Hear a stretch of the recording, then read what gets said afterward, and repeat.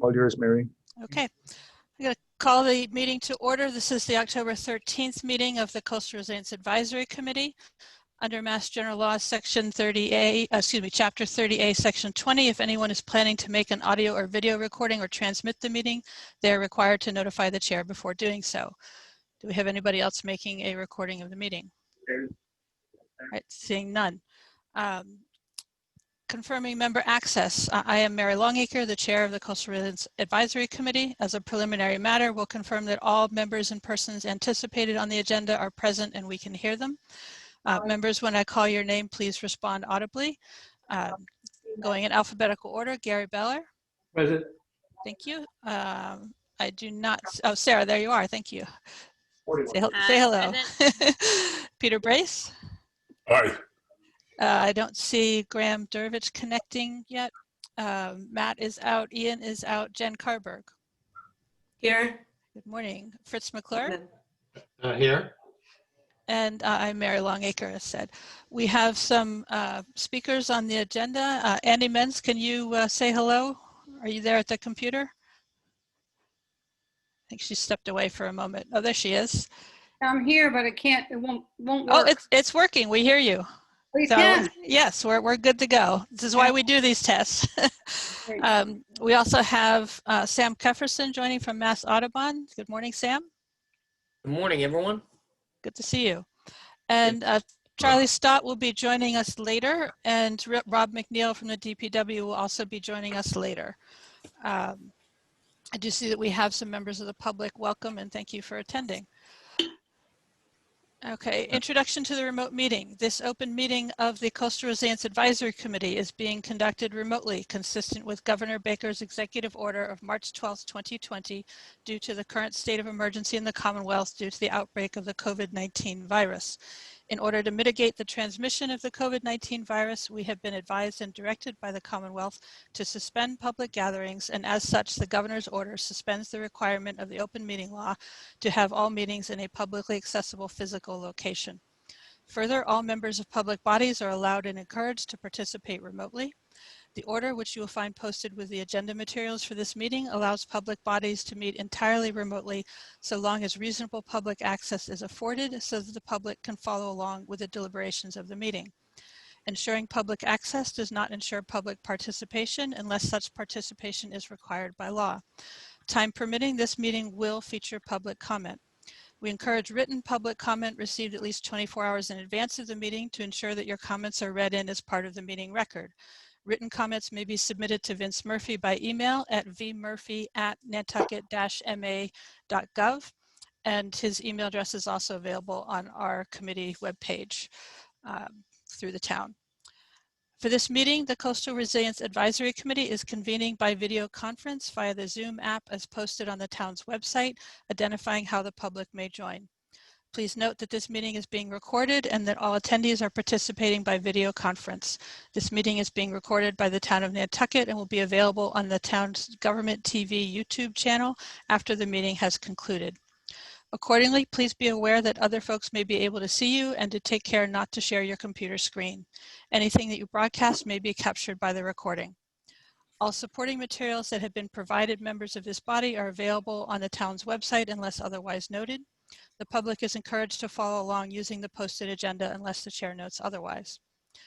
Before we move to the first item on the agenda, permit me to cover some ground rules for effective and clear conduct of our business and to ensure accurate meeting minutes. I will introduce each item on the agenda. For any comment, please wait until the chair yields the floor to you and state your name before speaking. Please remember to mute your phone or computer when you're not speaking, and please remember to speak clearly and in a way that helps generate accurate minutes. If members wish to engage in conversation with other members, please do so through the chair, taking care to identify yourself. For items with public comment, after members have spoken, the chair will afford public comment to those members of the public that have joined the meeting via Zoom. Members of the public who wish to speak must state their names and be acknowledged by and speak through the chair. Finally, each vote taken in this meeting will be conducted by a roll call vote. Okay. So the first item on our agenda is the approval of the minutes from September 22nd's meeting. Vince, do you want to throw those up on the screen?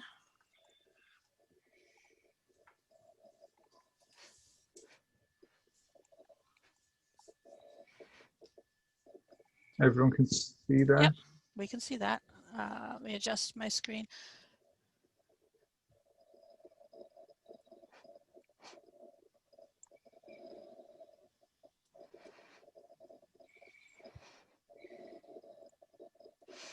All right, we'll try that. So I did have two additions to note that in the staff and other town present, Mary Bergman represented the Nantucket Preservation Trust.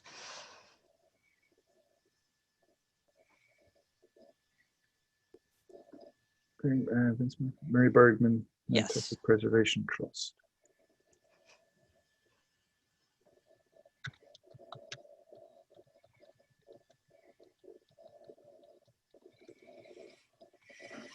Okay.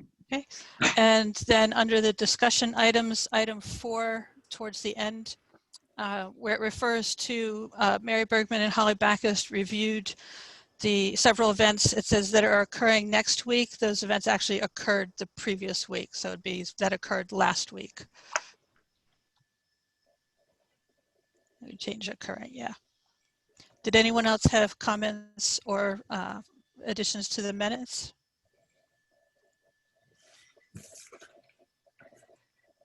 Sarah, I guess. Yeah, so just a really minor thing. Rachel Freeman's first name is Rachael, and in the it's correct later, but in the other people present, it was wrong. But that's the only Thank you, Sarah. only thing. Yep. Corrected. Anyone else? Okay, seeing none, I'll entertain a motion to approve the minutes. So move. Thank you, Fritz. Do we have a second? Second. Thank you, Gary. Again, in alphabetical order, vote Gary Beller, Aye. Sarah Boyce, Aye. Peter Brace, Aye. Jen Carberg, Aye. Fritz McClure, Aye. and chair votes aye. Thank you. All right, so we have several speakers on the agenda today for a discussion of coastal resilience measures in Nantucket. The first person presenting is Annie Menz from the Nantucket Conservation Association about an erosion control potential project in Nantucket. Annie, please tell us all about it. Thank you, and good morning, everyone. I have a script here, which I'm going to read because it's too long to memorize, so bear with me. The Nantucket Conservation Association Coastal Work Group has been active for about the last couple of years. And the membership, this is a work group out of the Nantucket Conservation Group. The membership includes several Nantucket coastal beach owners, Smiths Point Association president, and Smiths Point and Nantucket residents. Our mission is to work toward mitigating erosion in Nantucket. As we met, we sought out advice and consultation from knowledgeable persons, including Sam Kefferman, who you just met, Jan Kalberg, who everybody knows, Stephen McCanna, who's the Regional Coastal Zone Management Director, Manager, whatever his title is, and of course, Vince Murphy. Erosion has been going on, an ongoing concern for Nantucket residents. In 1995, the head of Nantucket Road had 250 feet of land, and in 2019, there was 50 feet left, with 2 houses having to be removed and 1 house lost. In 2016, Smiths Point had a washover, which eliminated the intersection of Main Avenue and New Jersey Avenue, with 1 resident losing 90 feet and 3 houses having to be moved. I have not mentioned the impact of erosion to Massachusetts and Rhode Island Smiths Point owners, as I don't have specific dates, but there have been several homes lost or moved. And interestingly, the house that was repaired and elevated on piers on the beach is still habitable. Also note, because of erosion, the access to Smiths Point was closed most of this summer. And I haven't even included the Sheep's Pond disasters that have been occurring for a long time. In 2019, Mass launched its online coastal bank erosion hazard mapping system that showed Smiths Point as being the highest level of erosion risk. Morris, published by Coastal Zone Management, shows an annual erosion rate for Smiths Point of 9 to 12 feet per year.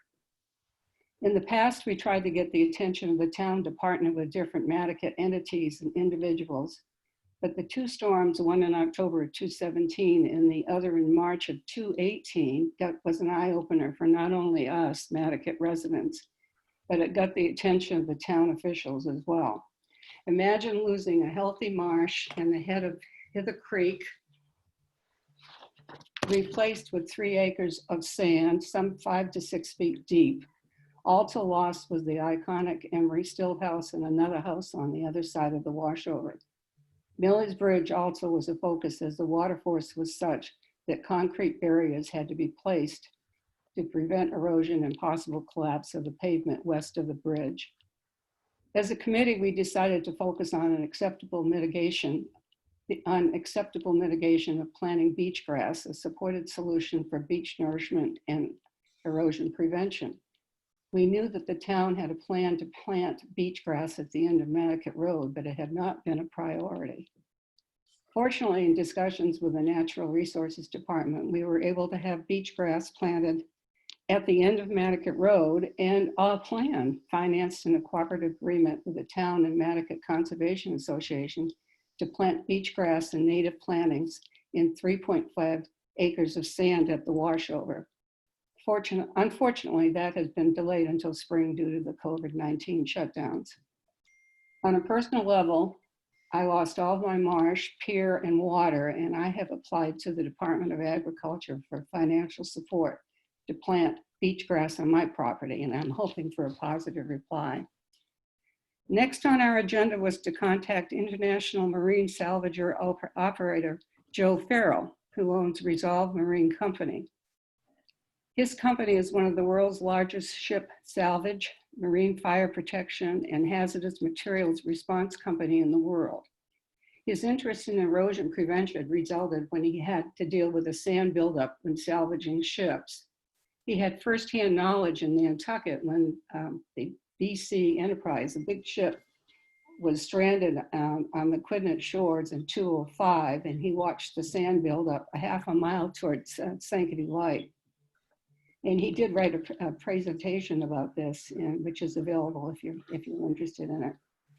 Further, he's charmed by Nantucket and is a homeowner. Many of us remember him when he was out in Nantucket studying wave action and trying to get the town interested in his beach nourishment theory. Fortunately, he was still most interested in pursuing his plan and has provided us with some history as well.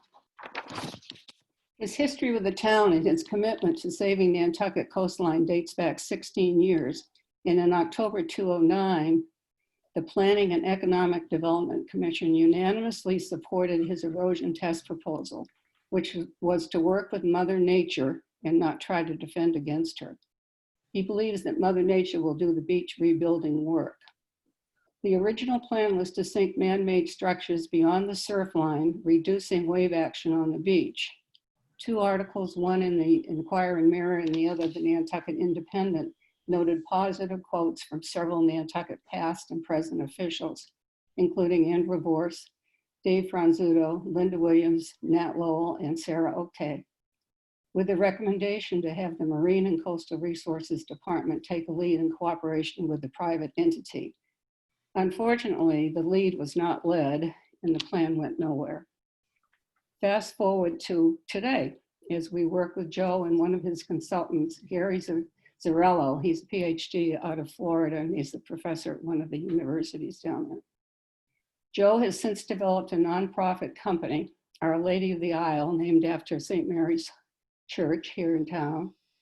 And Gary computerized a modeling program of Nantucket with data on wave circulation, sediment transport, wind and water elevation, back 10 years ago when they were first trying to get involved in this, and he's going to be updating that. And also note that Gary's models have been used by the Army Corps of Engineers for many years. The plan now is to pilot the use of beach modules at the low tide mark shoreline to build up the beach on Smith's Point, with the idea that with success, the removable modules can be used at the head of Nantucket Road or Nantucket Beach. The module is steel, 5 foot high, 10 foot wide, and 20 feet long. And Vince, do you have a picture of that?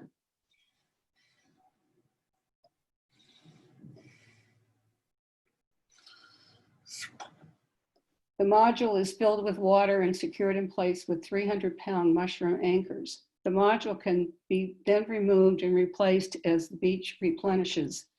The wave action against the module allows sand and sediment to be deposited, and when the sand builds up, the intent is to remove the module and use the sand to build up the beach dunes.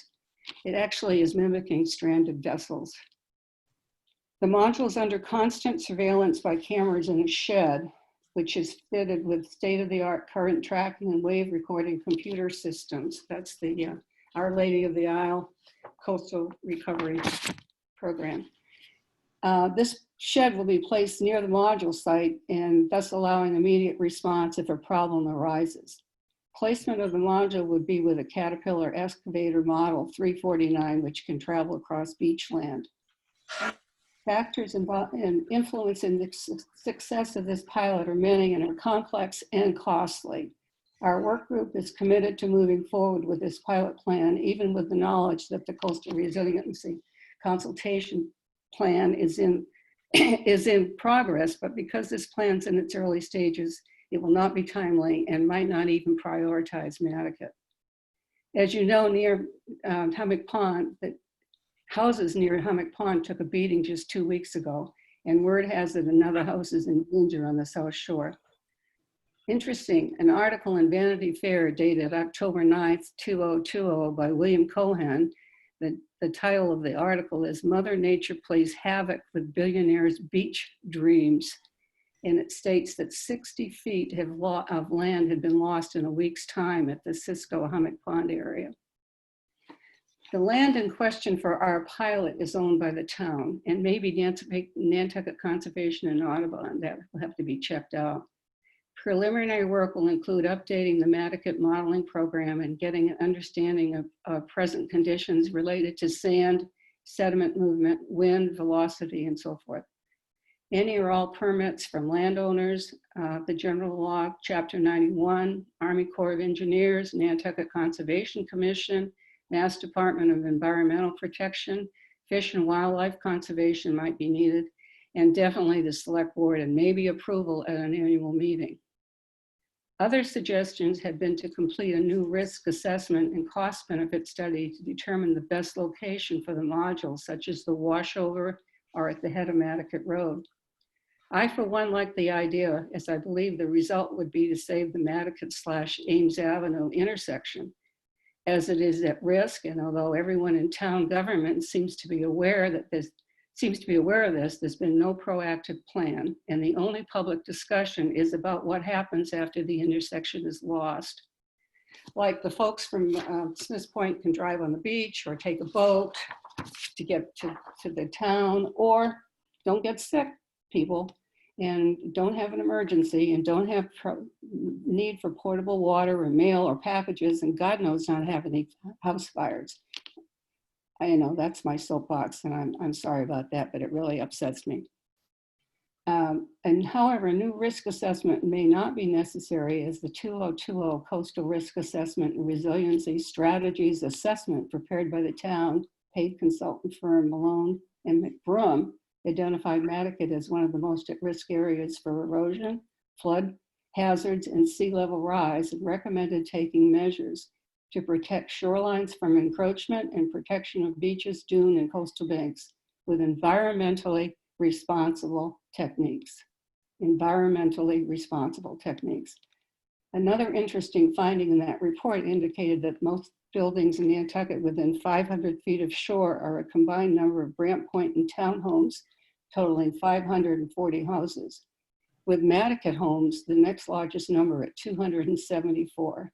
Think about that as a financial concern for the town base, for the tax base. All in all, there was a number of entities involved, and we recognize it will take a professional engineer to weed through the bureaucracy. The work group sent out a letter to several engineers or engineering firms, and although the first round was disappointing, we now have a local engineer who's working with Joe. Financially, we are discussing a fundraising campaign, and one of our members will be spearheading our efforts. We are encouraged by the Worcester Polytech Institute student project, which was completed in 2019.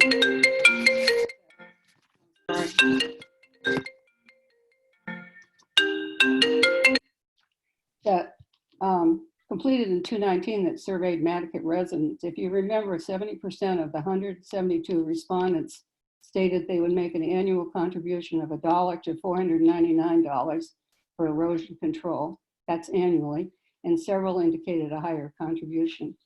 The Nantucket Conservation Association has identified that tax-deductible charitable contributions can be made to the Community Foundation for Nantucket and directed specifically for the pilot project. So today we look forward to a concerted effort to work with Joe and an engineer to take the pilot plan through the channels. We will be making every effort to educate and communicate with town residents and officials as we move along. And lastly, please note the following comments from a noted researcher. He states, I think we are at the threshold of either putting in place some strong coastal resiliency programs or be ready to retreat from the coast, probably on a catastrophic involuntary basis. I think this has already happened along some sections of the Nantucket coast, and hopefully the urgency of the Nantucket situation will make the permitting process a bit less arduous. That was dated October 2020. That's my report. Thank you. Thank you very much, Annie. Does anyone on the committee have a question or comment for Annie? Yeah, Peter. Anybody correct me if I'm wrong. I'm pretty sure from covering the Sconset Beach Preservation Fund in hours and hours of Conservation Commission meetings, when we lose a property, when we lose private property or property that is taxed to the ocean, we don't lose money off the tax base. The mill rate actually goes up enough to compensate for that. So we actually pay more if we lose houses. So if houses that drop into the ocean, we're not going to be losing any money. We're actually going to be paying more.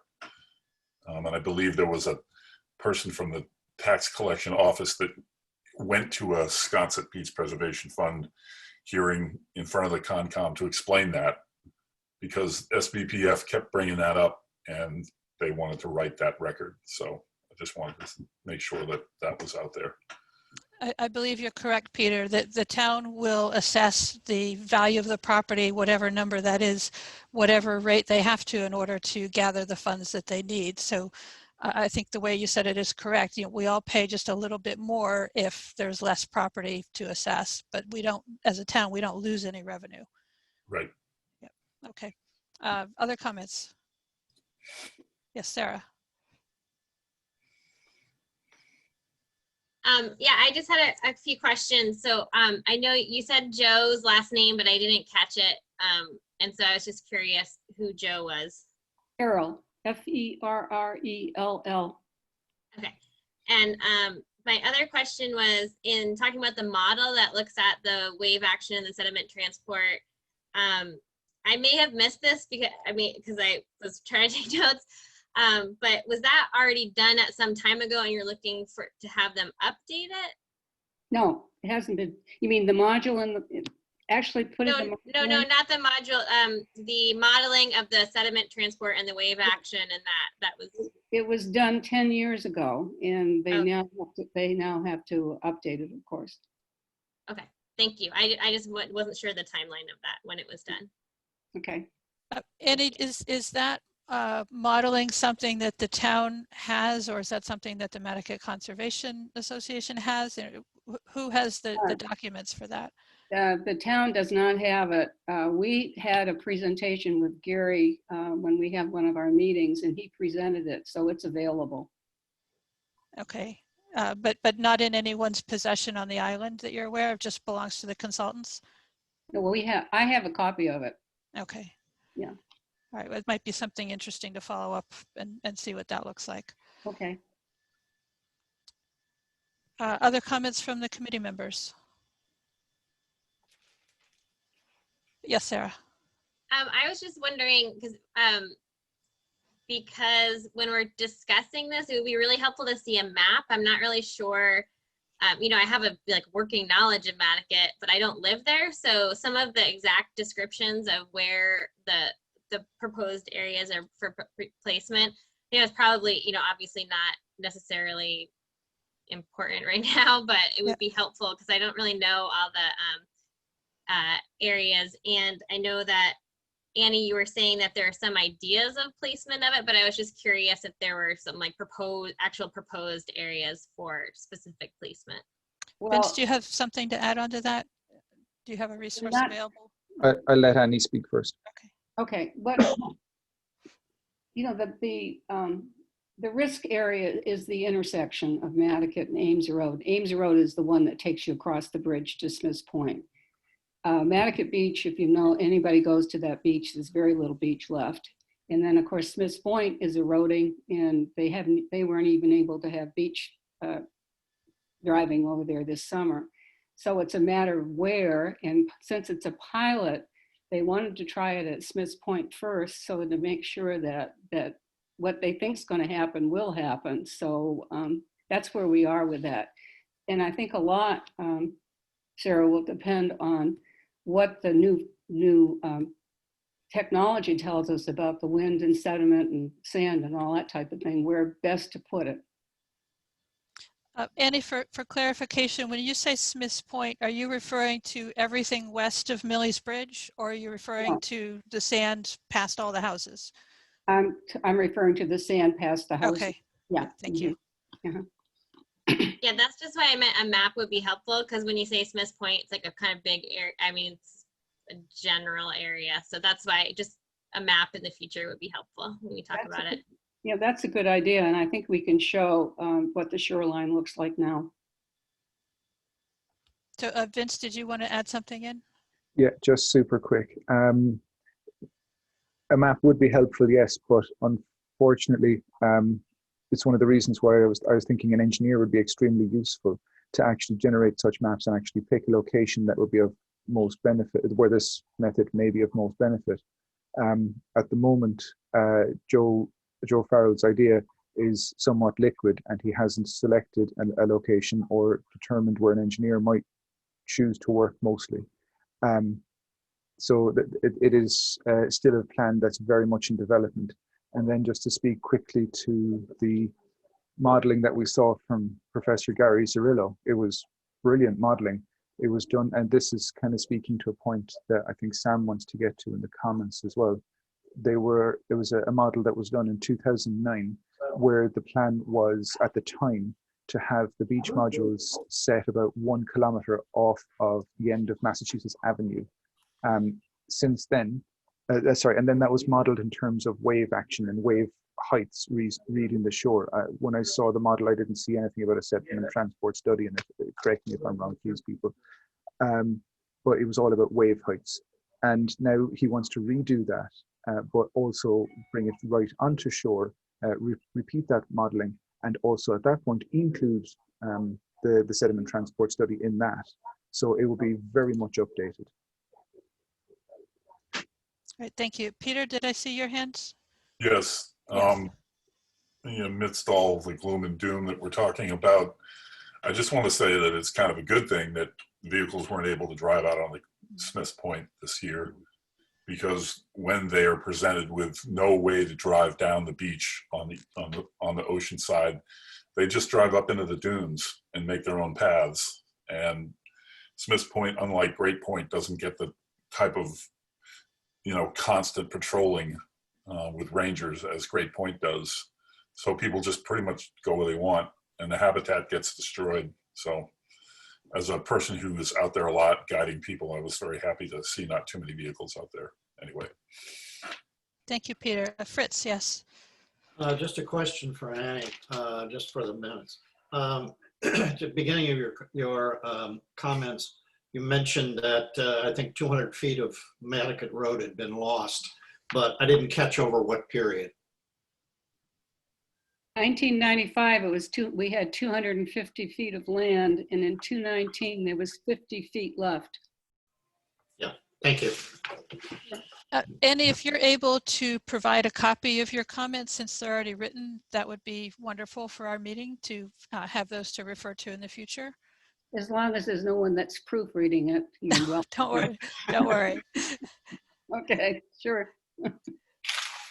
All right, I will open it up to other people who are attending today's meeting. Are there comments or questions regarding Annie's presentation? So this is an opportunity for public comment. I'd like to thank you for the presentation, Annie Mintz. It was very well done. Thank you, Liz Trios. Thank you. And then also, you know, Jennifer or Sam, since you are also working in this area, did you have anything you wanted to add to Annie's presentation outside of what you'd be saying in your own presentations? No, Sarah, Jennifer, all right, thank you both. All right, any other comments from the committee before we go on to Jen's presentation from the Nantucket Conservation Foundation about Millie's Bridge? All right, seeing none, go ahead, Jen. Thank you, Mary.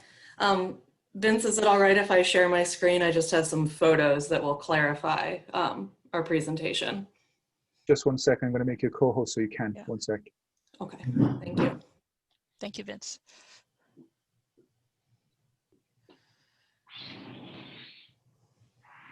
All right, you should be all good to go.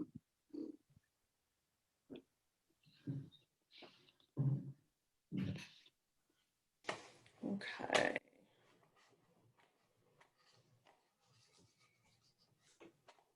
Are you guys just seeing my Zoom screen or are you seeing a presentation? Presentation. Excellent. Let me just apologize. My mouse seems to be gone.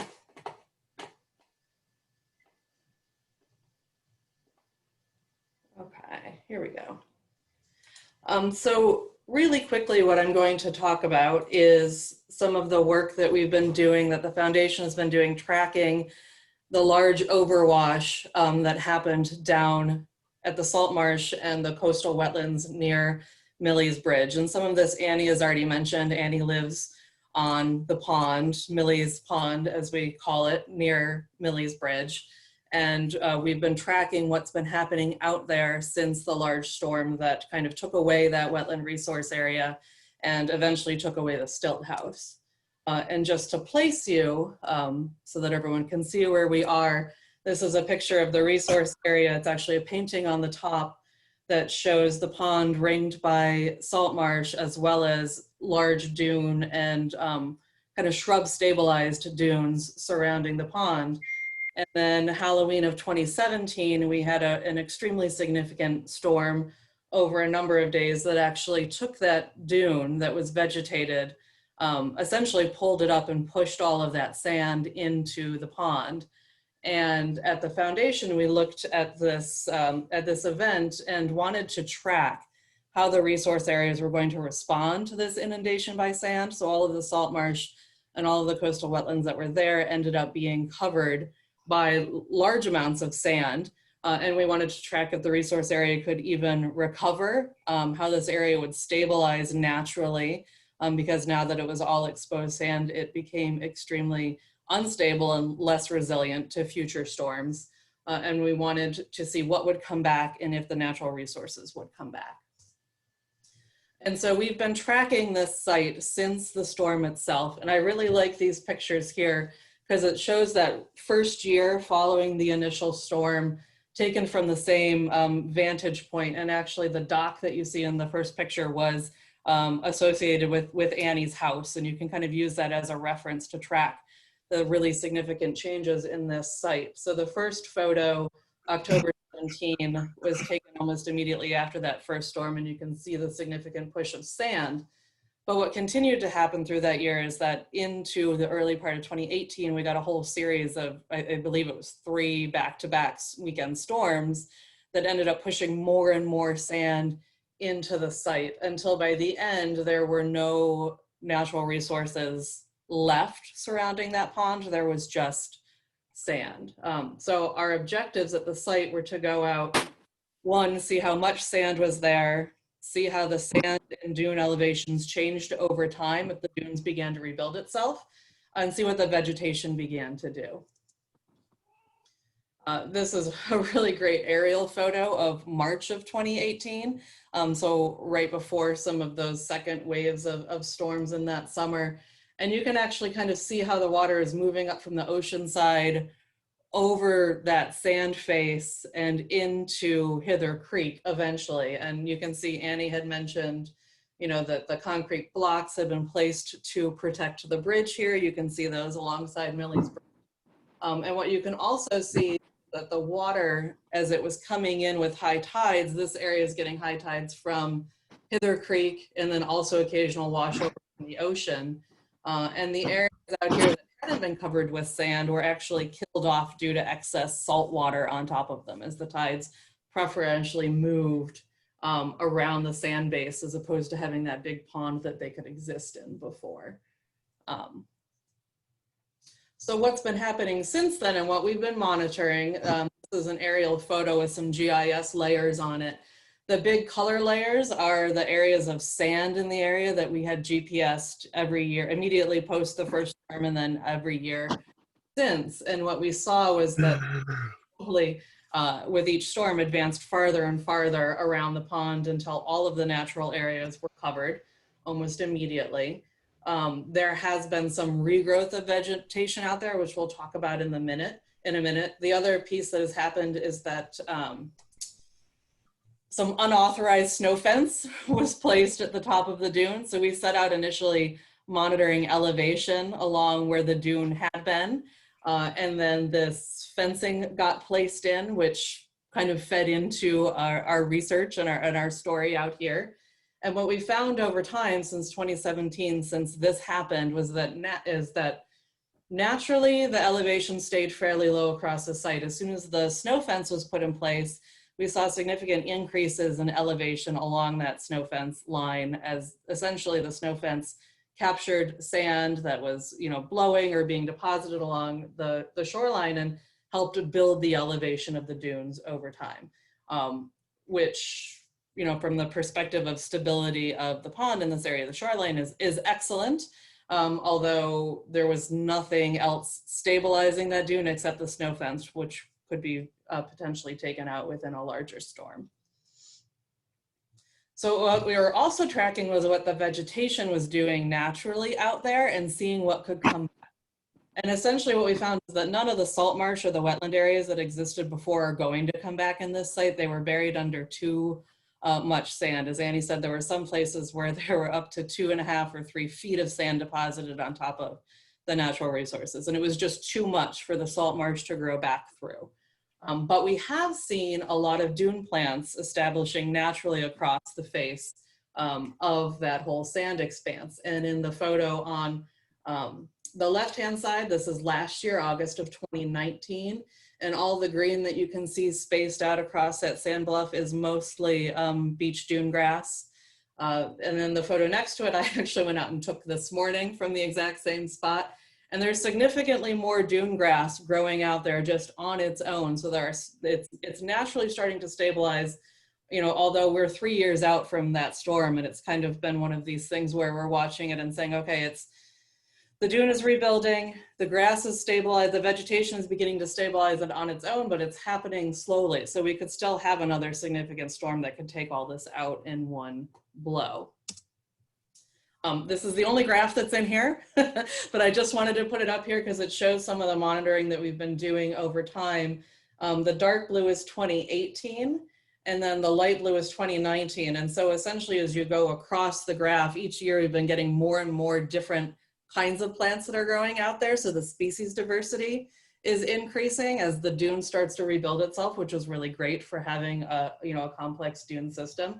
And the number of plants out there, as you saw from the photos, as you can imagine, have been increasing over time. Although on the left-hand side, the dark blue, these two Spartina species are salt marsh species, and those have been decreasing because we've essentially lost all the salt marsh that existed out there. It's been covered by sand or converted.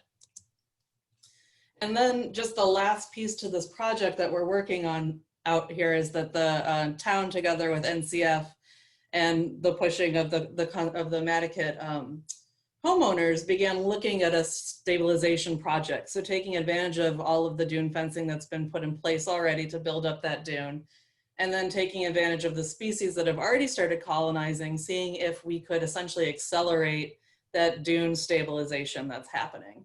And so we came to a plan to actually plant out not just American beach grass, but some of those woody plants that used to stabilize that dune. Those woody plants will add even more structure to the dune as well, and kind of increase the diversity that's out there in the habitat at the same time. And in this map, you can see the yellow area is the area that we are proposing to plant, and actually pretty intensively plant up along the top area. Kind of the edge of it is where that top portion of the dune is, as stabilized by the snow fence. And the idea that the vegetation itself would take the place of the snow fence over time and would help build and establish that dune naturally. And we have to caution the fact that putting this in place doesn't guarantee that another storm won't come through, but it will increase the resiliency of this area for the next 5, potentially 10 years, depending on the storm cycles. The more stable and more advanced the dune structure is out there, the more stable that connection is at the end of Millie's Bridge. And so for us, this was testing a natural way to stabilize a washover and at-risk dune area. There are a couple other ponds on the South Shore that do experience similar washover events, or will experience more washover events with sea level rise. And if we can have an effective and pretty efficient way of stabilizing those areas naturally, this project will help proof what that looks like in the future. And I just wanted to give a nod, and Annie mentioned this as well, is that the Nantucket Conservation Association has worked with us to provide funding for this. It was planned for planting this spring, but as with many other things, it did not happen the way we expected. So we will, knock on wood, be planting in spring of 2021. And with that, I'm happy to take any questions that anyone has on this work. And I should say the foundation is putting together reports of the research and monitoring we've done out there, and we will tie in after the planting happens as well, so that we could potentially have a document on what this kind of restoration work could look like. Great. Jen, would you stop sharing your screen so that we can go back Yes. to the panelist Let me view? go to that button, Yeah. hopefully. Okay, I apologize, Mary. I'm just trying to figure it out. Not to worry. And thank you for that presentation. It's hard to believe it's been 3 years now. I think I need, this is a problem with having 2 monitors. Here we go. I got it. Got it. Okay. There we go. So questions or comments from committee members for Jen on her presentation? Yes, Peter. Okay, so I'm just going to preface my question with the Patriot Day storm of 2007. We had a nor'easter, maybe some southeast winds as well, which severed Great Point at the end of those dunes. And then that cut stayed open until October of 2009. And when it rejoined, the beach was almost flat. You could stand at the harbor side and look over to the ocean, almost, no rise at all. Now you've got these big, tall dunes that have grown back, and you could argue, even though that there are some blowouts, that the harbor is more protected than it was before. So it seems to me like if we hadn't had the storm that went into Hither Creek and it was just open ocean blowing in there, maybe it would, the bridge would have been more in danger if the water had been allowed to flow in and affect the pylons and affect the bridge. Now we've got all this sand in there. It's filling in more. We're getting more vegetation, hopefully, and it's going to come in the springtime when you guys do the planning. Can we say that it's safer now, that the bridge is less imperiled because there's more sand, and the sand's going to build up as the vegetation grows and collects more sand? Do you agree with that?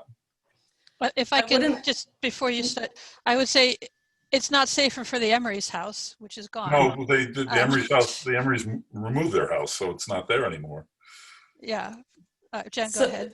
So I would say to your point, Peter, I wouldn't say that it is more protected than before the washover happened, but I do think that, especially given how the dune has built up and then how the vegetation has come in, that we have stabilized that area as it exists right now. So yes, I don't believe that, knock on wood, the bridge is as endangered as it would be if that had stayed open, or if the dune hadn't started rebuilding. So the elevation that the dune had been in 2017, 2018 was fairly non-existent, and we were getting significant washover continuously. But with the rebuilding of that dune, we've at least taken a few years step back, which, looking at these kinds of natural protection regimes, that's really what you're giving yourself, is a few years, 5, maybe 10 years step back. And while you reassess what happens and look at whatever the next resilience step is. And I have a kind of a follow-on question to Peter's. I realize that you can't extrapolate from one location what will happen at another location because all of the specifics are different. But Peter mentioned quite a significant natural buildup of the dunes, and so I just out of ignorance, I'm wondering if you plant the dune that's there now in Nantucket, does that restrict in any way that dune from building back up on its own? Does it kind of freeze it at that height? I'm asking because I don't know. I'm not trying to make a point. That's a great question, Mary. It doesn't. Essentially, we're jumping ahead 2 or 3 years to what that dune would do on its own as the vegetation came in, and putting the plants in place. The kind of the beauty of how the dune works is that, particularly with beach grass and some of the other shrubs, they capture the same way that sand fences capture sand that's coming in and building the dune. The plants do the same. And so beach grass, actually, the more sand that builds around it, the taller it grows. And so it moves upwards as the dune moves upwards. So the hope is that and this is something that we'll monitor out there as well to have the data associated with it, but as the plants get in place, they'll help the dune kind of reach what its natural height should be for that particular location. Okay, and I think beach grass is a rhizomatic plant so that the roots move as well as the rest of the plant. Okay. Yes. Yeah. All right. Yes, Fritz. The last time I was out there, which has been a little while, and I was walking along that beach, to the west, where the houses, first 2 or 3 houses are on the beach, across the bridge, there was a huge sand dune. As a matter of fact, and I think there was a snow fence somewhere buried in that. To the extent there was a flagpole, it's about halfway buried, I think, in the dune. If that's still there, why did it build up? Why does it build up there, and 100 or 200 yards to the east it washes out? Is it just the way it works in Nantucket? I mean, it just happens to be a particular way it's oriented. There's a lot that goes into that, and I am not a coastal engineer and geologist to give you the specifics on it. But essentially, what happened with that portion, why that portion washed over where it did, was that it was, for whatever reason, combination of drift and storm direction and wave height, became a hot spot in it. The erosion concentrated in that portion, and we've seen that in various places along the South Shore. It has just happened in Cisco recently, out at Cisco Beach, you can see it, or by Hummock Pond. But I think what you're seeing where that dune has built up, and when you look at my photos, you can see that in the distance over time. And a lot of that is due to the sand fence that was put in place in those areas. And then those areas were also not hit as a hot spot at the same time. So they were in some ways given the leeway to build up higher, which we're hoping to give this area of the Millie's Beach Pond the chance to grow up as well. We're kind of helping it reach the same point by giving it a little push. Thank you. Yeah. Okay. Other comments from committee members? Or again, public comment open. Sarah, go ahead, and then we'll go to public comment. Yeah, this is just more of a comment, is that I really love this type of project because it's a response to something that happened, and it's a combination of the natural, like letting the natural, dune filling in happen, and then working with it. And I think this is the kind of example of what we're going to be needing to do more and more. And I think I'm just pointing it out because I think a lot of times when the public maybe thinks of resilient, we think of how can we get back to what it was, or if something happens, how can we get back to the marsh, or the exact thing we had. And I think this is a really great way that we can, especially with all the monitoring, to see how we can work with what's happening naturally. I think that's a more successful That's just my opinion, but I think it's a kind of the type of thing we're gonna have to see more and more of, instead of like dredging all the sand out and trying to get it back to what it was. So I'm interested to see where it goes, and I think that it'll be a great test case for other areas, as you say, Jen. So thank you. All right, thank you, Sarah. Peter? This is just for Fritz's information, and I'm sure most of us know this, but the sand moves around the island through currents that we call longshore current or littoral drift. For the South Shore, it moves east to west. There's always sand moving down the beach, filling in, reshaping. Even though we lose, maybe up to 50 feet in the wintertime, that sand is going somewhere. And there's more sand coming to replace that. So it's going to always look scary in the wintertime when we have the winter beach and we see the big drop-offs and we think that the world is going to end. And then by the time July rolls around, the beach just start to grow because the accretion happens more in the summertime than it does in the wintertime. So anyway, and I'm not a coastal geologist either. Thank you. All right, thank you, Peter. Are there members of the public who have questions or comments? And if there are, please unmute yourself and remember to state your name before speaking. Okay, seeing none, we'll move on. Sam Kefferson from Mass Audubon has a presentation about the plans for their property. Please, Sam, go ahead. Awesome. Thanks, Mary. Vince, is it possible, could I get co-hosts to share a presentation?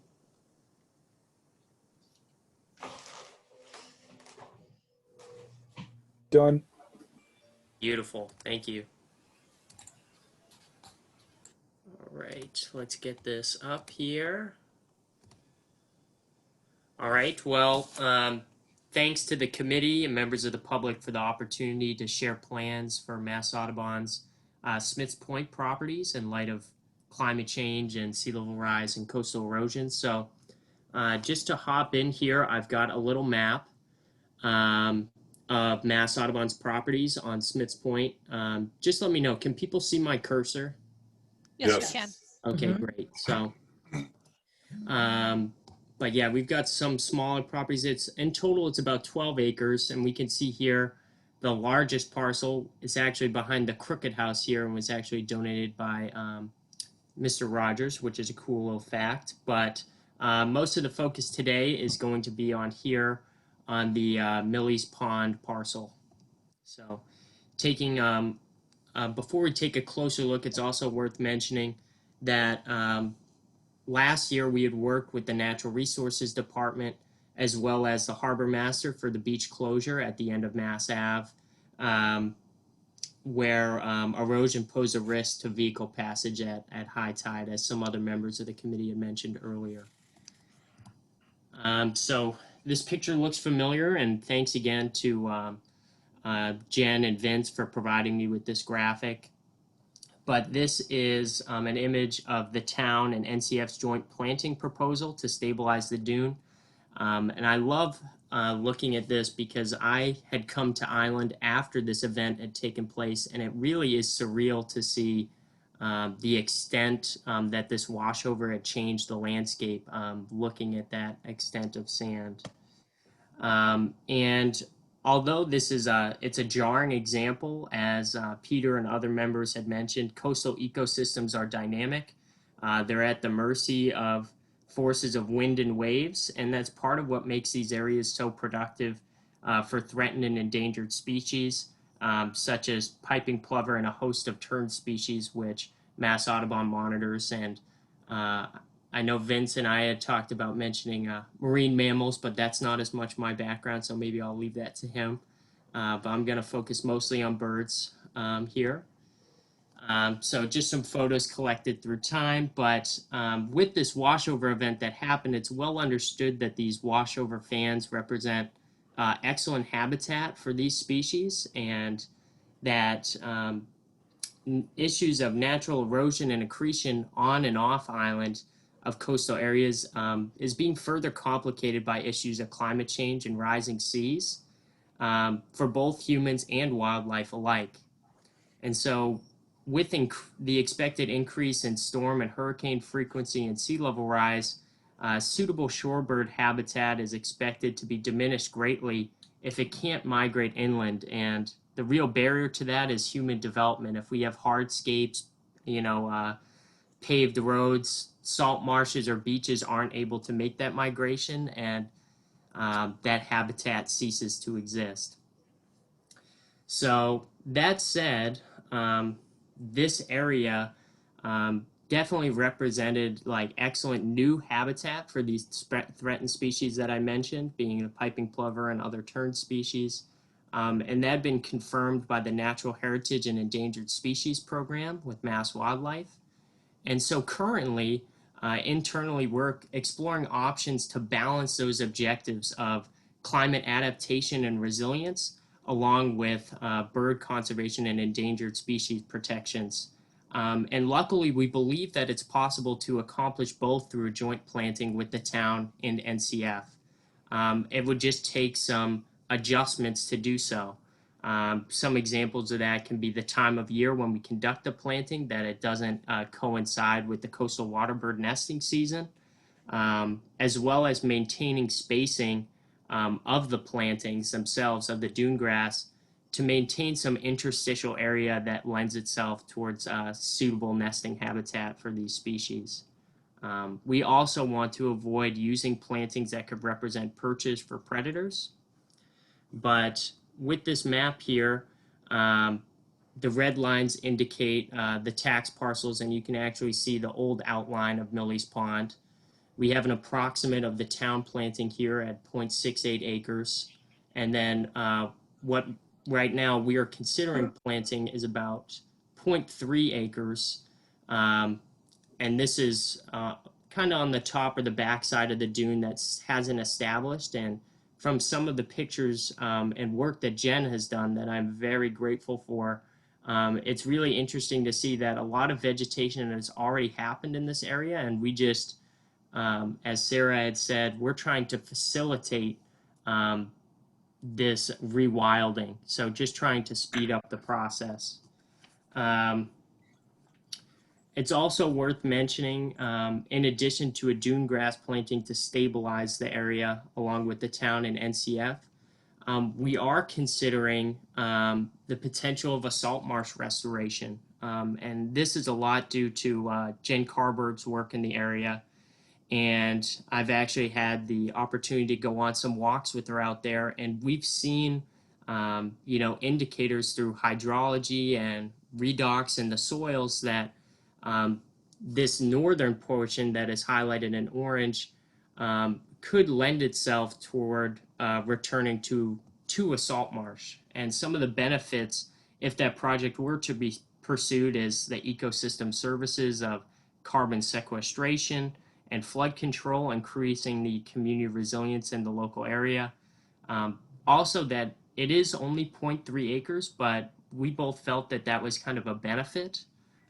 In that it's a manageable experimental zone. We wouldn't want to, try to restore or resurrect a salt marsh much bigger, since this is kind of breaking new ground. There's really no clear regulatory pathway to carrying out such a project. So this would be invaluable experience that could then be transitioned to other places on and off island, really charting the course for future endeavors.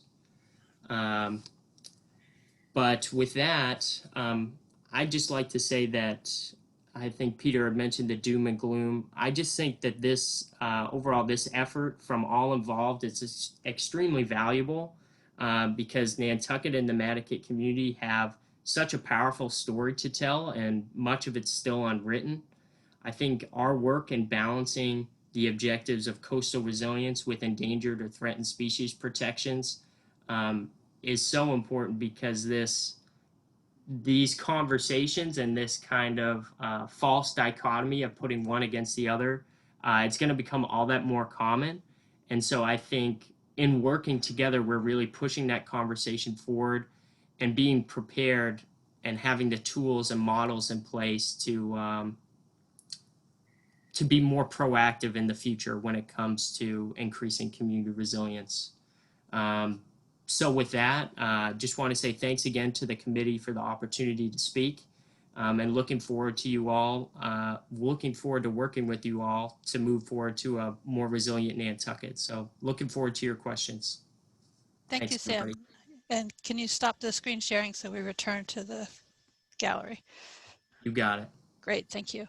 Any questions from committee members or comments for Sam? All right, I don't see any committee members, so Maureen Phillips did put her hand up. We'll open public comment on this topic. Please go ahead, Maureen. Thank you, Mary. I wanted to say, and I'm sorry that I joined late. I had a conflicting meeting. And I'm speaking as, I suppose, most as a member of the Nantucket Conservation Association, but also being on the Conservation Commission, to see the science here showing the various ways we can support erosion control without using very many artificial means.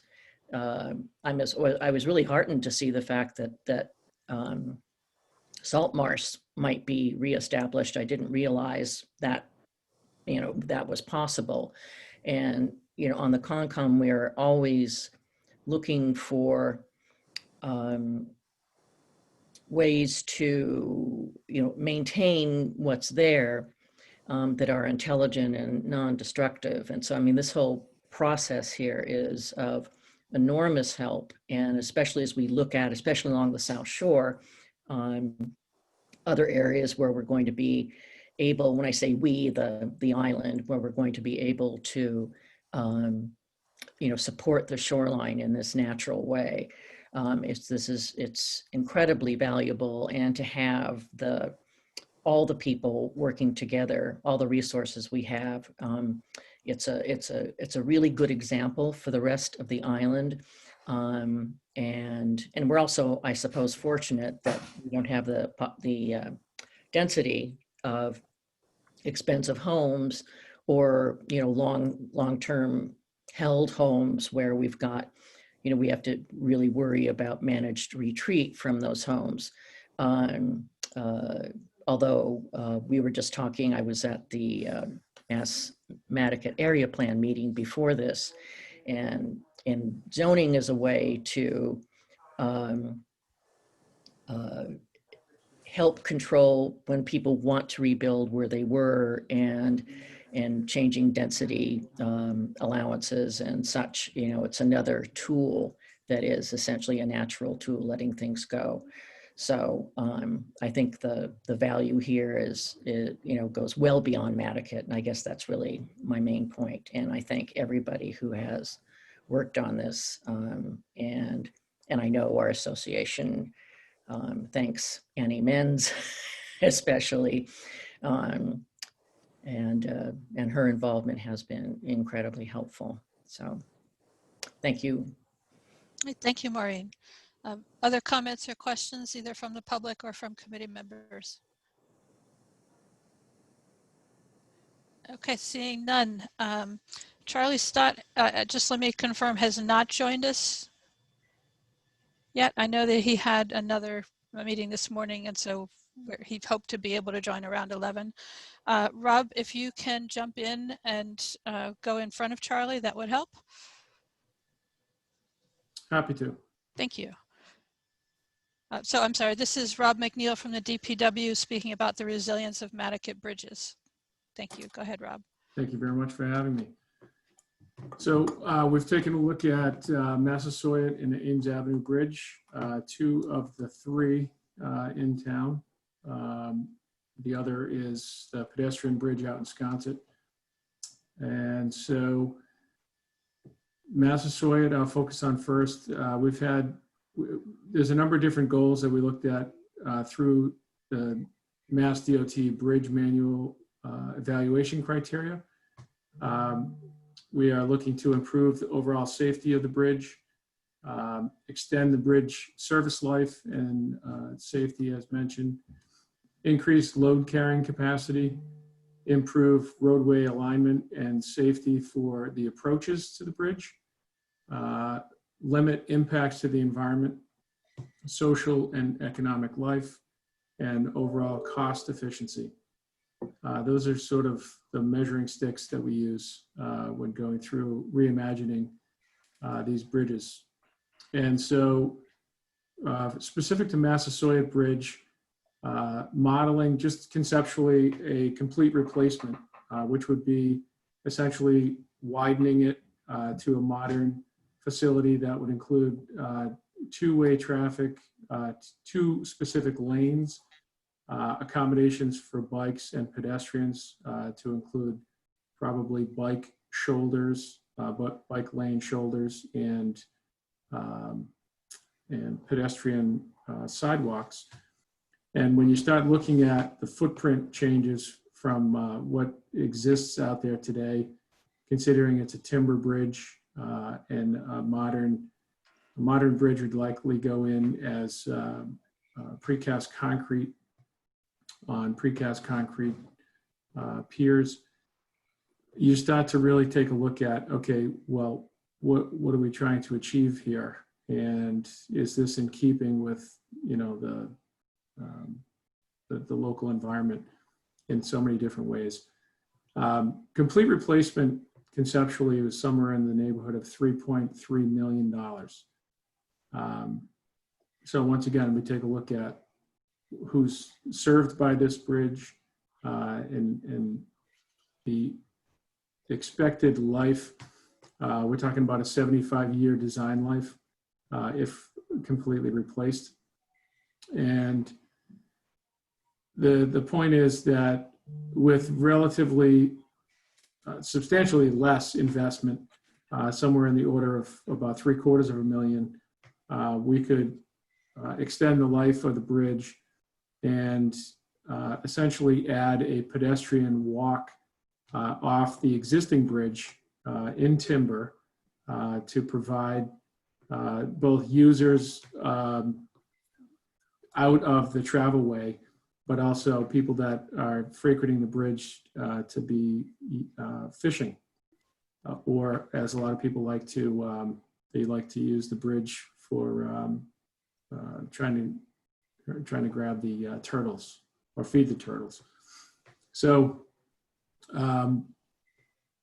nearby intersections, you know, trying to improve those by teeing them up to slow down some of the local traffic that tends to come around the corner rather quickly through there. And just recognizing that stepping up into a fully blown brand new precast concrete bridge is probably not likely for that particular stretch. When we start looking at coastal resiliency issues, the profile of that road would need to come up pretty substantially and would be included as part of that 3.3. Under the scenario that we're really taking a look at is just, it's sort of a watch and see approach. It's expending some investment now to continue to improve the safety of the location and its ability to support expected loads.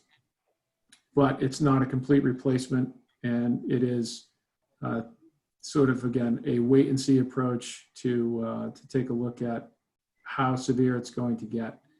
I think in both of these locations, what we really struggle with is the 75-year design life. And does the cost benefit ratio actually match up with the investments intended? So for Mass Ave, I would say a rehab approach, building on the success that we have out there right now makes sense. And we met recently with Vince and with some representatives from the Nantucket Conservation Association to look at each of these locations to show them a little bit about what we had come up with for replacements, improvement recommendations, as well as trying to get some input from them as to what fit the character of the neighborhood, what their expectations were as sea level rise is realized and imagined in the coming decades, and So this one, I felt like we had some really good input from both neighbors and constituents from across Nantucket. We moved on to Ames Avenue, and I'm happy to take questions on either of them at the end. Ames Avenue is a little bit trickier, and certainly just building on the presentations made earlier during this meeting, no one would have, Sam came here after this happened. I was here during the washover, and I almost couldn't believe it, even seeing it. It was pretty dramatic, and I've never seen that amount of material moved in such a short amount of time, even with heavy equipment. So it was pretty impressive what the ocean can do. To an earlier comment I think Peter made, the concern I have is not necessarily how that the sand that's accumulated there is acting as a protectant to the bridge, which I believe it probably is for the time being. I'm a bit more concerned about the hydraulic capacity under the bridge that's been greatly diminished by the deposits of sand. It doesn't really appear that that's the case if just a casual observer looking around, but there's quite a bit of sand that's been deposited as part of this whole thing under the bridge. So its ability to even pass a lot of that water, depending on how much is coming through there, has been greatly diminished. So Ames Avenue, the budget to replace Ames Avenue Bridge was about, well, the concept price to replace was about $4.5 million. And again, that's a 75-year design life. And I think speaking with everyone present, with the Conservation Association, with Vince and with others, if the sea level rise numbers that we're all working with here come true, 75 years is going to be a bridge to nowhere. So, again, looking at our ability to look at real cost benefit ratios, it's a matter of, I think, a little bit more thoughtful wait and see, do what we can now and try to set this area up for some level of success, and not completely abandon it and throw up our arms and say we can't do anything. Some of the things that we're considering are abutment protection, by protecting and designing specifically for a known span. The bridge designers would be able to design a replacement that could be procured expediently, depending on how we approached future capital investment here. We could do something similar to what has been done out at Baxter Road, where an appropriation was made for providing access, continued access to Baxter Road in the event that there was a catastrophic failure on the bluff and parts of the road were lost. And part of that is we don't know, just like here, we wouldn't necessarily know what those failures would include.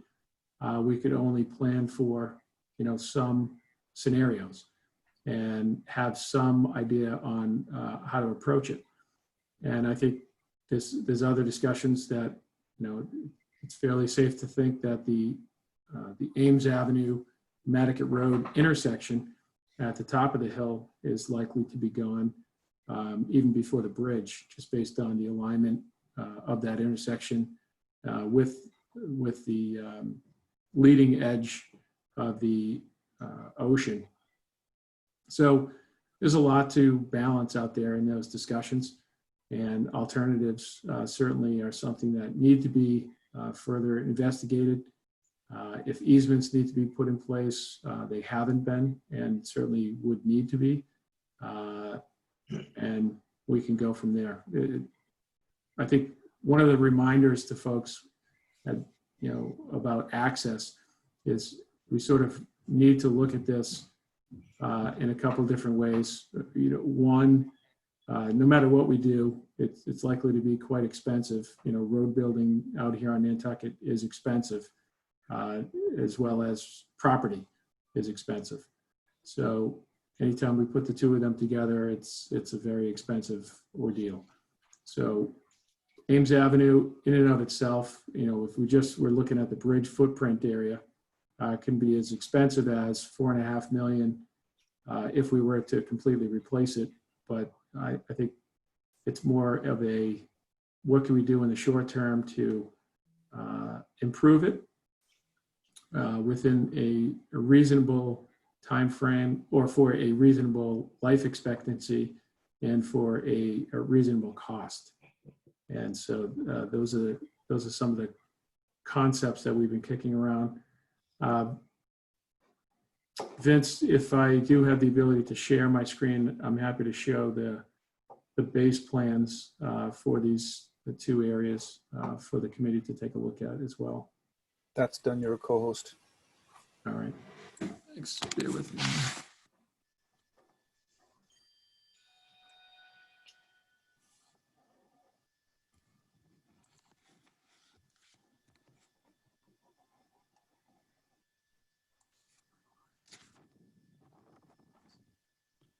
Can everyone see that?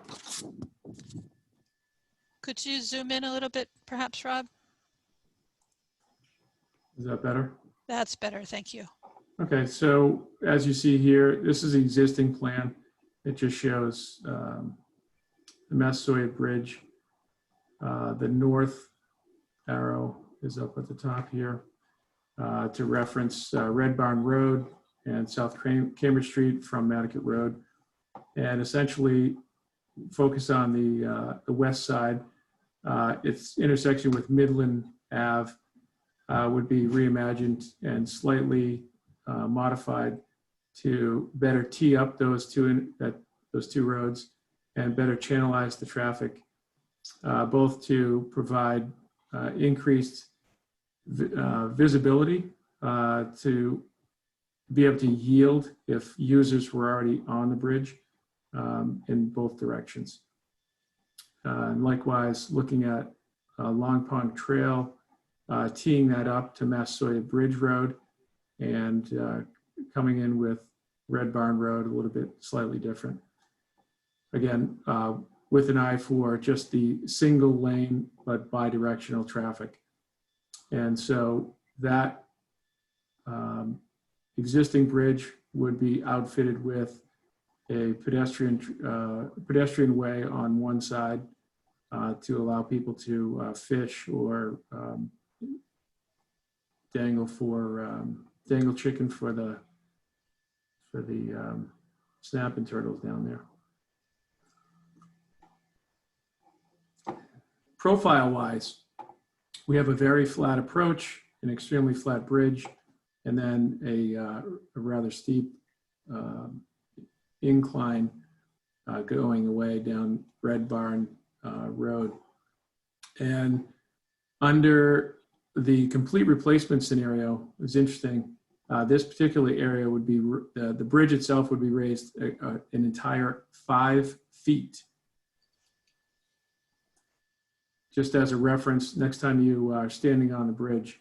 But that's essentially what the reports are showing us to put this into compliance with sea level rise concerns.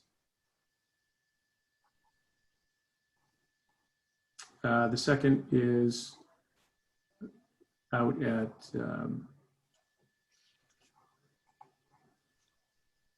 Ames Avenue, and same scenario here. You can see as reference, I think it's 345. This is Millie's house over here, Hither Creek, and essentially the lower section of the plan.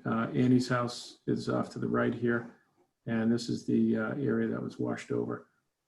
So, this edge here where the blocks were placed to prevent the scour with all the water coming through during the washover. So the existing bridge here, there's some piers that I think the engineers would like to replace under the bridge.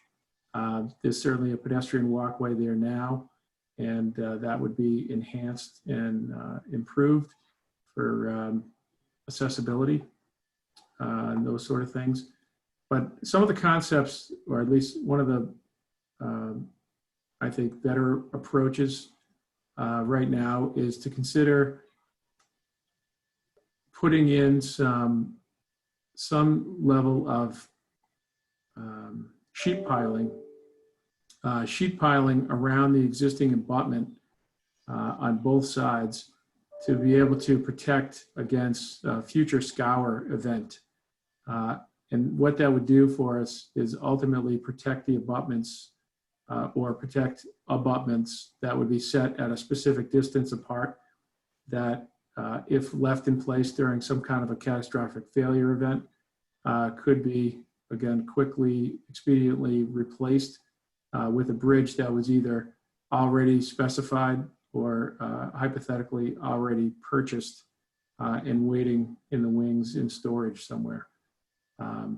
So those are some of the ideas that we've been kicking around, both with the bridge engineers as well as input from various groups, including the Nantucket Conservation Association.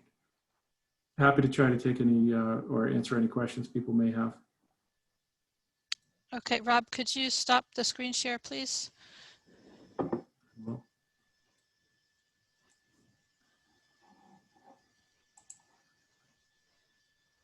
And I want to just say thank you. I know that you've had conversations with Vince following the new sea level rise policy that the select board adopted on our recommendation. And that kind of thoughtful conversation is exactly what we were hoping to generate. And it's really great to see that making its way into some of the planning processes. Peter, you had a question? Yeah, on the map, on the plan, where the two sides of the road ends, but behind the bulkheading, was that gravel or boulders that you were thinking about putting in, or some sort of riprap, because it looked like stones? Peter, for any of these, generally they would be designed embankments. I don't know if it's been labeled specifically, but they would be designed. Generally, DOT requires heavy riprap for those embankments. Okay. Similar to what's there now.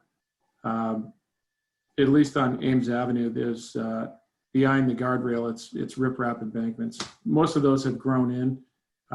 The channels that you can see there now are fairly new riprap waterways that have been cut in recently when we introduced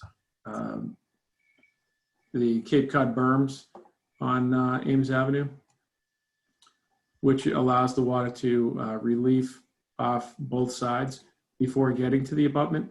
That was something that I introduced when I got here because a lot of the water was running down Ames Avenue and then flowing down the seam between the asphalt and the timber deck and causing erosion of the abutment area. So we're shedding it off to either side now. And Rob, is there a timeline on either of these projects about either when work would begin or when work would be finished? Or are they still preliminary concepts? Yeah, the concepts right now, the idea is to take these forward based on input.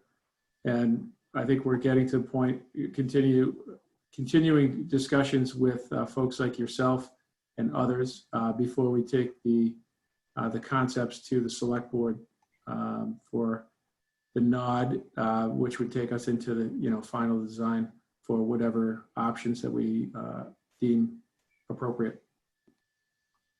Further comments from committee members? All right, seeing none right away, again, I'll open this for public comment. If there's anyone else at the meeting that has a question or comment for Rob on his presentation.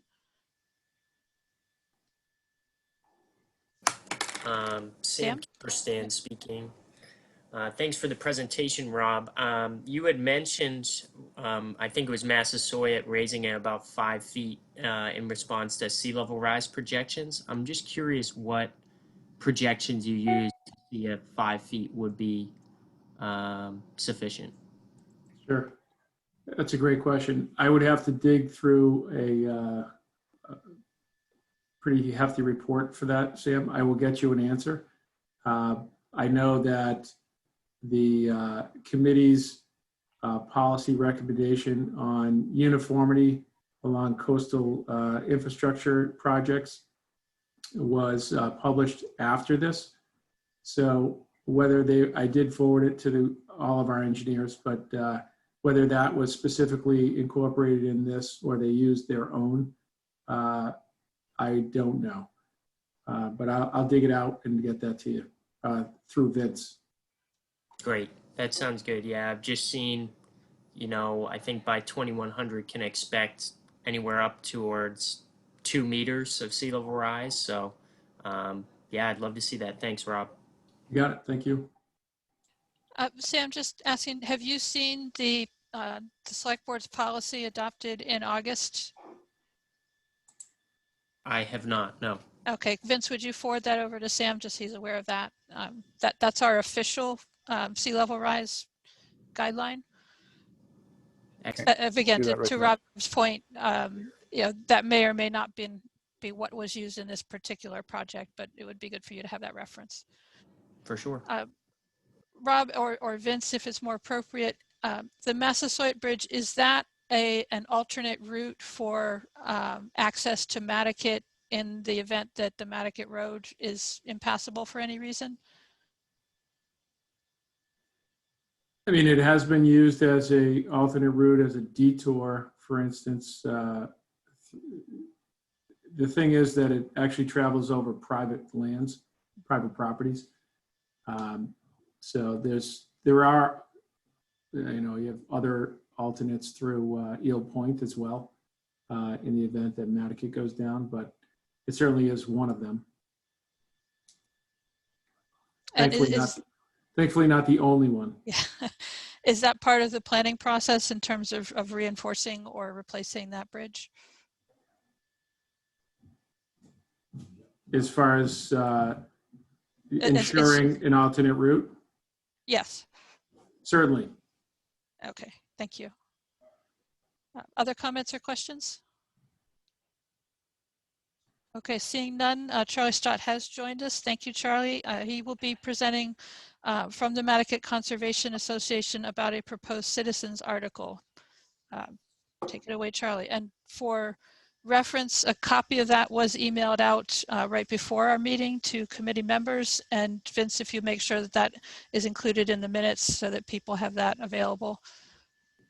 Thank you, Mary. Thank you, committee. I appreciate your time today. Oh, thank you very much, Rob. I guess you're signing off. Thank you for being here today. Thank you. Okay, thank you, Madam Chair and members of the Coastal Resilience Advisory Committee for this opportunity to speak with you today about a proposal that we have been considering in the Nantucket Conservation Association for tightening up restrictions on beach driving. At a meeting of the board of directors of the MCA, one member who walks on the beach virtually every day at Smith Point expressed concern about the destruction of young beach grass, dune grass, by four-wheel drive vehicles. We had a lengthy discussion about what might be done, and I proposed that the submission of a citizen's petition. I drafted the petition, which you have in hand now, and reviewed it with town council, who proposed a minor edit, and I included that edit in the document that you have. The petition adds a new section to chapter 56.6, prohibited activities, which lists 4 prohibited activities relative to beach driving. For example, beach driving is prohibited by section 56-6, section D, if the vehicle does not display a beach vehicle sticker. There are 3 other prohibited activities listed in that section. The chapter amendment, a new section E, would prohibit beach driving for a number of reasons that are listed in the in chapter 56.1, the purpose of the chapter. That purpose is to protect the beaches of Nantucket by controlling the use and operation of motor vehicles thereon, as well as to regulate commercial activities on the beaches of Nantucket, as such uses are deemed to have a significant effect on wetland values, including but not limited to flood control, erosion control, storm damage prevention, fisheries, shellfish, wildlife and recreation, on beach scenic views, on excessive noise, on the natural, scenic, historic, and aesthetic qualities of the beach environment on Nantucket, on public safety and welfare, and of course, on the preservation of peace and good order. Yeah, so recreational The, is issued by the police. The amendment, as drafted, would enable the Director of Natural Resources, in consultation with the police department, to restrict beach driving for all of the reasons that I just read. The new section E, however, adds the words dune maintenance to the lists of reasons for restricting beach driving. The petition was not submitted for consideration by the voters at the annual town meeting. Some of our board members were concerned about the potential impact on MCA members who drive on the beach. Come on. I'm having a little trouble with my screen here. Here we go. So what we agreed to do was to conduct a survey of our members before we did anything. And then we later agreed that rather than submitting a citizen's petition, that we would encourage the Natural Resources Director to urge the Select Board to propose such an amendment to Chapter 56. We conducted a survey and had 113 responses from Nantucket Conservation Association members.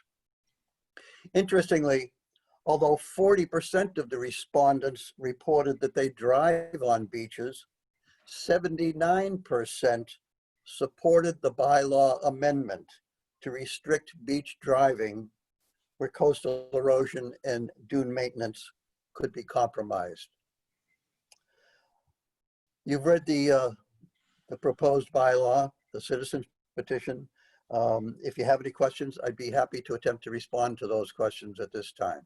And thanks for this opportunity. Thank you, Charlie. Any questions or comments from committee members? Okay, seeing none right away, I'll open it up for public comment as well. Any members of the public who have a question or comment, please unmute and identify yourselves.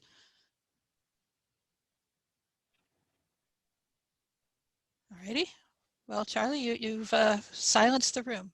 Thank you, Mary. So those were the topics on our agenda for discussion of coastal resilience measures in Nantucket. I want to thank everyone who appeared and did a presentation. We really appreciate not only that you were able to come together here today for this, but also that your groups are working together, in the best interest of Nantucket. It's really great to see that we're not all siloed, thinking of our own interests. And Nantucket's certainly setting a great example in supporting or indicating support not only for financial measures, but also for bylaw changes. So thank you to all the residents of Nantucket for that enthusiasm. I also ask for the presenters if you have written notes on your presentation, and if you showed slides, to please send them to Vince so that we can include those in our minutes. So I'll open up the meeting for public comment for any other topic that we don't have on the agenda today. If there's anyone that has a comment for us, please unmute and identify yourselves. Mary, it's Deanne. I have Yes. a comment. Yes, please. I just wanted to recognize Vince, who has acted very expeditiously to connect Nantucket with a whole new data model that has just been developed by the state. And it's called MC-FRM. And we were made aware that it has been applied to Nantucket. And thanks to Vince's networking, we now have it apparently on our computers, Vince. And hopefully we will be, Arcadis will be using it. And ideally, when we hear about these projects going forward, other people will be able to use it too, because this is the most current sea level rise data that's available to communities in Massachusetts. So Vince, thank you. Thank you, Deanne. And just for a quick, everybody's knowledge, MCFRM stands for Massachusetts Coastal Flood Risk Model. It was developed by the Massachusetts Department of Transportation, and they undertook it for pretty much every one of the 78 coastal and estuarine municipalities within the state. It's only available by request, but now we have it within the town, and I can make it available to every town department that needs it. I've already sent it to Arcadis. They have it available to them for the Coastal Resilience Plan, and we're delighted to get it and are committed to using it. Wonderful, thank you, Vince. If it's appropriate, maybe we'd send that on to every department that received our sea level rise policy change, just to make sure they're aware of the resource. I don't know if that would be relevant or not to them, but we can talk about that. Other public comments? And thank you, Deanne, for bringing that to our attention today. You're welcome, Mary.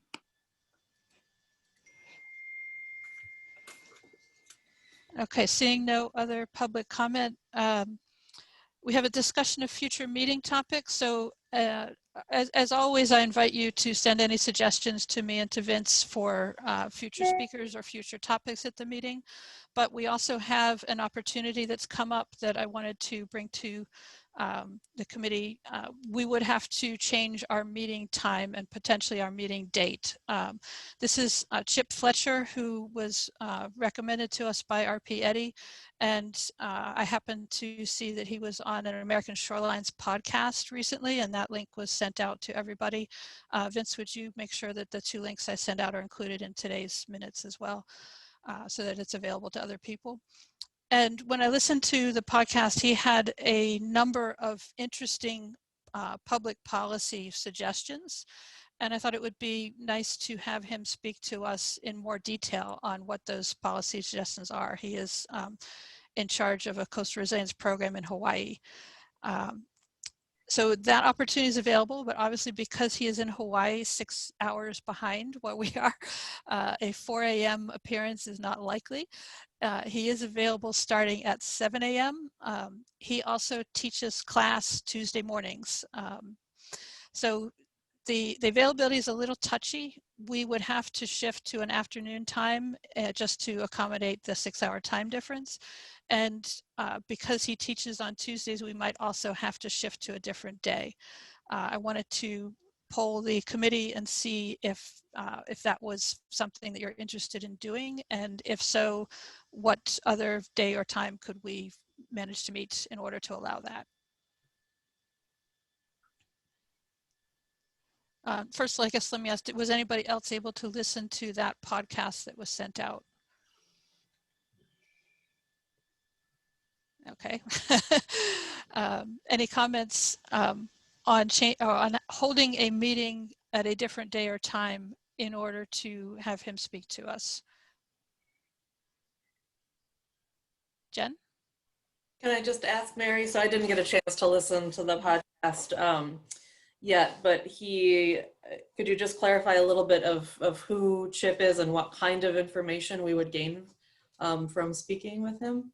Yes, so I had asked him to focus on public policy, and of course my computer is slow. Let me see if I can look up his credentials. Or unless Vince, you have them at hand. Let's see.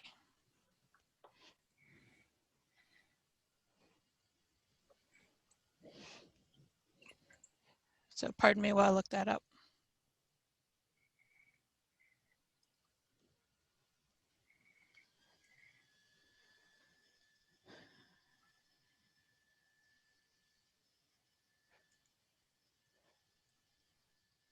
My computer went to, my other computer went to sleep while.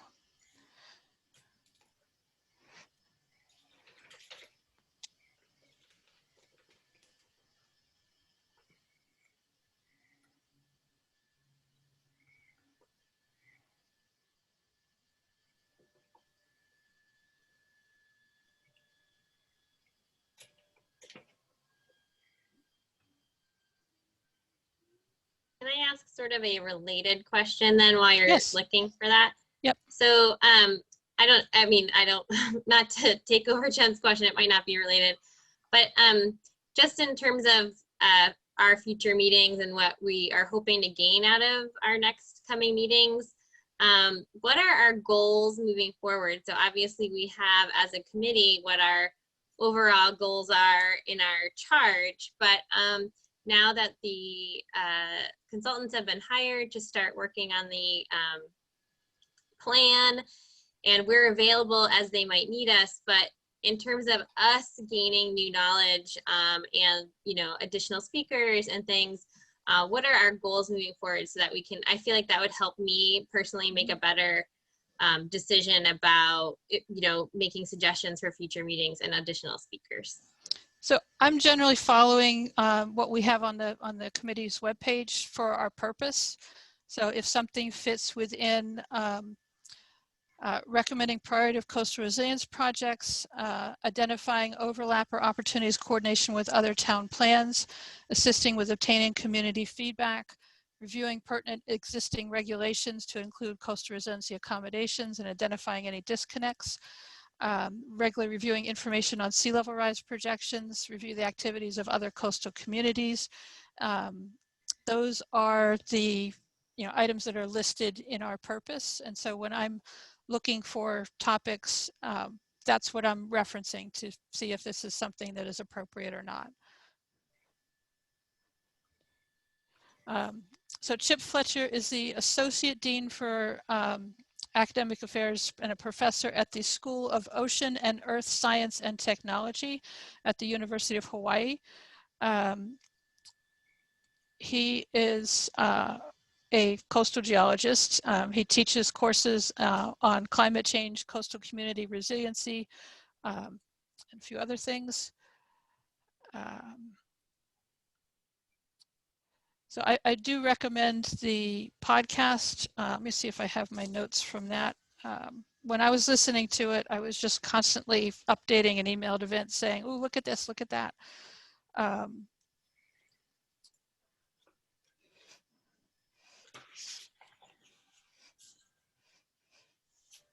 These are not the right.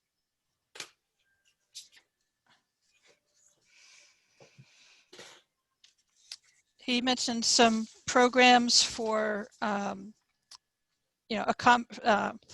assisted transition was the phrasing that he used for shoreline homes that were in the path of sea level rise and other measures that could be taken.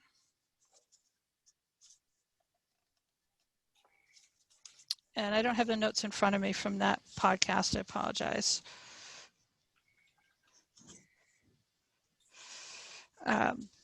So if in general, let me just ask the question, are people generally accommodating or not in favor of holding a meeting outside of our regular scheduled time?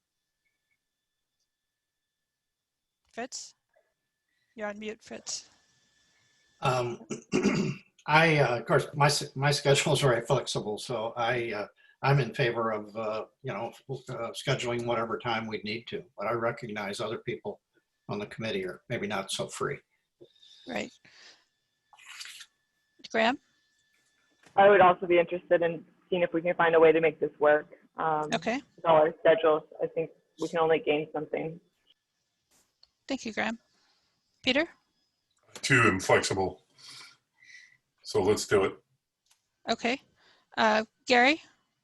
Any No comment? problem with Zoom. It's easy to get to travel to our meetings. It's easy. Jen and Sarah, I know that you have other demands on your time from both home and work. So that was my biggest concern, was to make sure that we weren't leaving you out if we had to schedule a meeting. For me, it's just really dependent on what the choice is. So it's yeah, I can make most things work, but it just needs advanced planning. So. Right. And Jen? That's exactly what I was going to say. So I think that, and I don't know if we decide on a date and time here, but if we're given options over email to be able to plan ahead and maybe select the best option depending on what works for him, and then with our postings as well, as long as there's advance notice, I can hopefully make it Okay. work. So the other complication, of course, is that we're in competition with all of the other town committees for Zoom slots. So it is quite a three-dimensional chess kind of a game to find another slot. I did have two things that came to mind. Let's see. Thursday, October 29th is the 5th Thursday of the month. And because it's the 5th week of the month, I thought that might be more flexible on the town's calendar. We'd have to double check that. In order to accommodate Dr. Fletcher, we would have to meet no earlier than 3 p.m. or perhaps 4 p.m., depending on his schedule on Thursday morning. So in that time range, if we get into the 5 or 6 o'clock, there's likely to be another major town committee meeting, although again, 5th Thursday of the month, there might not be. I think HDC is just meeting continuously to get through their backlog, and I think Thursday is their day. But we would find out. So I don't know, is that sort of a time frame, Jen and Sarah, 3 or 4 o'clock, somewhere in that work generally? Okay. The other option would be our meeting date, our first meeting in November is the day before Veterans Day, the Wednesday, and Veterans Day being a holiday, I'm assuming he would not be teaching class. I'm also making the assumption that people would be willing to meet on a holiday. Again, I'm not, I'm just trying to canvas for possibilities. The other yes, Sarah? I am not available that day at all. I was actually going to let you know for the meeting. I'm not available that day. On the day before, on the Tuesday, you're not available. Oh, I'm available. I'm sorry. I'm available on the Tuesday. On the 11th, I'm not going to be. I have another conference. Okay, so that's good to know. And then the option for the 2nd November meeting, that is the Tuesday before Thanksgiving. And again, I was thinking that he might not be teaching that week. So if we met in the afternoon on that Tuesday, that's another possibility. So those are 3 that I was just looking at the calendar and said, I wonder if these would work for everybody. I have sent them to him, but we haven't heard a reply back to see whether or not those would work for him. And of course, we still have to check the town calendar. So it sounds like I'm getting if we can make it work, let's go ahead kind of a message from everyone. Thank you very much for that. We will try to make it work. I would encourage you, if you have an hour, to listen to, I think it's actually closer to an hour and a half, to listen to the podcast. And maybe I'll look for my notes and send out a couple of highlights on what was mentioned so that you can get an idea of what I'm thinking about him talking to us about. But the bottom line is Hawaii is an island too, or he's on one in particular, obviously not on all of them at the same time. And they have challenges. One of the things he said in the podcast is that their sea level was actually falling in the Pacific Ocean until recently, rather than rising. And so they are not only looking at sea level rise, but they're looking at it as something that was not anticipated for them. which is an interesting perspective. And of course, their geology is very different from ours. Their size is very different from ours. But the fact that it's an island and there's nowhere else to go is in common. He was also enthusiastic about speaking to us if the opportunity can be worked out. So any further comments or questions on that? Mary? Yes, Fritz, yep. When you said on that, you mean on that particular topic? On that particular topic, yes, or any other future meeting topics. Yeah, that's what I wanted to just throw out a couple of things. Occurred to me, and these are not thought out, they're just spur of the moment as we were talking about things. We might think about two topics. We might think about considering, and then maybe even considering whether we would want to go so far as a recommendation. One would be anything that we could do intermediate or short-term preservation of bluff or area. And the only reason I'm saying that is, and meaning basically, what could we do in the short term that might help preserve some of our shoreline, especially on the South Shore? And I'm really just getting at the issue of perhaps these snow fences are very, if they seem to work in certain areas, it seems to be in a very inexpensive way to experiment with, can we slow in the interim or experiment with what's happening on the South Shore, in the Cisco area or the Nantucket area. And I'm just, like I said, I just throw that out. That's one. The other would be, the other one would be something that was brought up when they were talking about Nantucket, and that's the whole concept of zoning for rebuilding. And I don't anticipate that, although I've raised it, I don't anticipate that the planning board is going to be bringing anything in for this next town meeting that would have anything to do with any kind of change in zoning along that line. It would be a question as to whether we want to consider what we might, on a non-legal, I mean, I don't know how to, basically what we might want to suggest or think about for that, recognizing we are not experts in zoning or zoning law, but simply an effort to try to push forward the discussion of such changes, if you're getting my drift. So the thing that springs to mind is I don't know what the town's capability is to hold, public hearings and that sort of thing, but perhaps having one focused on the topic of rebuilding after disaster and zoning changes to affect that might be a worthwhile conversation to begin. Is that kind of along the lines of what you're saying, Fritz? Yeah, I'm not suggesting we're going so far at this point of public hearings or anything like that. It's really more a question of just thinking whatever expertise that we might have among the committee members to try to think of suggestions of what we might want to throw forward to the planning board or the planning department. And I recognize it's their jurisdiction, but on the other hand, resilience is what we're talking about. So it seems to be an appropriate topic as long as we don't seem to be overstepping